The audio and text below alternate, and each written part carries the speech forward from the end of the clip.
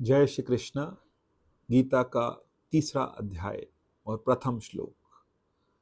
पहले इससे कि हम इसमें प्रवेश करें, जितने भी अध्याय हैं इनका नाम, पहला अध्याय था अर्जुन विषाद योग, दूसरा अध्याय है सांख्य योग, तीसरा अध्याय आता है हमारे पास में कर्म योग।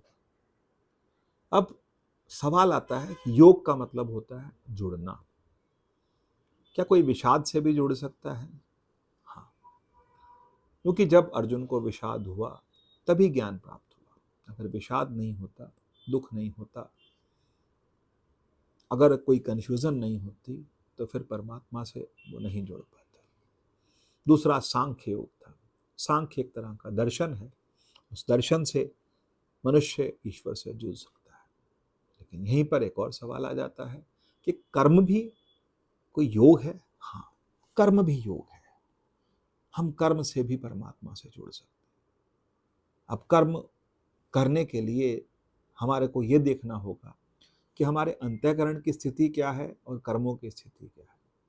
क्योंकि कर्म हम लोगों को दिखाने के लिए करते हैं और अंतःकरण की स्थिति अच्छी नहीं होती।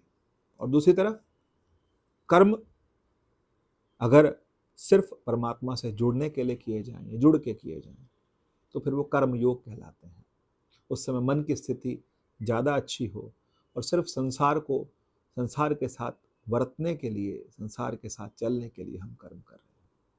अपना जीविका उपार्जन कर रहे हैं, परिवार का हम उपार्जन कर रहे हैं, उनकी देखभाल कर रहे हैं, संसार की देखभाल कर रहे हैं, संसार के साथ समाज की, धर्म की, ये सब चीज़ें हम साथ साथ कर रहे हैं। लेकिन मन स्थिति से हम ईश्वर से जुड़े हुए हैं, तो ये कर्म योग है। कर्म का मतलब इंद्रियां इंद्रियों में वर्तती रहें, लेकिन मनुष्य का मन जो है वो ईश्वर में लगा रहे। अर्जुन को भगवान यही समझा रहे हैं। और अर्जुन ने जो तर्क किया भगवान के आगे, वो तर्क जो है वो बहुत अलग तरह का तर्क है। उन्होंने कहा, जासी चेत कर्मणासते मात बुद्धिर जनार्दना। आपने इतना सुंदर ज्ञान दिया मुझे, इतना सुंदर ज्ञान देने के बाद मुझे भयानक कर्मों में क्यों लगा रहे हैं? ये काम तो भयानक है। अपने परिवार के लोगों को मार डालना, अपने सगे संबंधियों को मार डालना, सिर्फ भूमि के लिए, राज्य के लिए, तो भयानक कर्म है। अभी अर्जुन का अज्ञान गया नहीं। दूसरा अध्याय सांख्य योग, परम सांख्य योग है। अज्ञान हमारा भी नहीं जाता। एक बार सत्संग सुन के, दो बार सत्संग सुन के, एक बार ज्ञान सुनने के बाद हाँ हाँ करके, सब कुछ हाँ करके जब हम संतों के पास जाते हैं, महापुरुषों के पास, उनके चरणों में बैठते हैं, हमें लगता है हमें पूरा ज्ञान हो गया, अब तो हम ज्ञानी हो गए।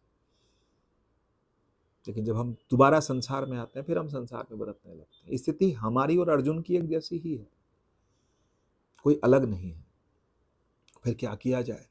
कहते हैं भगवान से अर्जुन जो सवाल कर रहे हैं, कहते हैं जासी चेत कर्मणास्ते, तुमने मुझे जो सिखाया, हे जनार्दन, हे सब जीवों के मालिक, आपने मुझे जो सिखाया, वो सिखाया जो है वो तो सांख्य है, ऐसा बड़ा दर्शन सिखाया। लेकिन तत्किम कर्माणि घोरे, मुझे ऐसे घोर कर्मों में, ऐसे भयानक कर्मों में क्यों लगा रहे हैं? क्या आपका प्रयोजन है ऐसे कर्मों में लगाने? वो केशव हंस रहे हैं, सुन रहे हैं, हंस रहे हैं। क्योंकि अर्जुन समझता था कि ज्ञान, जब दुखी होते हैं, जब हम कुछ नहीं कर पाते, तो हम ज्ञान बहुत बघाड़ते हैं, अपना ज्ञान बहुत देते हैं। लेकिन जब करना होता है, कर्तव्य करना होता है, कर्तव्य कर्मों में को करना ही धर्म है। यही भगवान समझा रहे हैं। कर्म योग है। कर्म का मतलब कि मनुष्य परमात्मा से कर्म करते हुए भी जुड़ सकता है। तो ये हमारा जो अध्याय है, तीसरा अध्याय, इसको कर्म योग कहते हैं। इसमें 43 श्लोक हैं। तो 43 श्लोक जो हैं, यहाँ अर्जुन को कर्म योग सिखाएंगे भगवान कि कैसे तू कर्म करके भी मुझसे जुड़ा रह सकता है। सुनने लायक है, समझने लायक है। श्रवणम, उसके बाद मननम, फिर मनन करना है। निदिध्यासन, निदिध्यासन का मतलब जीवन में उतारना है। जय श्री कृष्ण।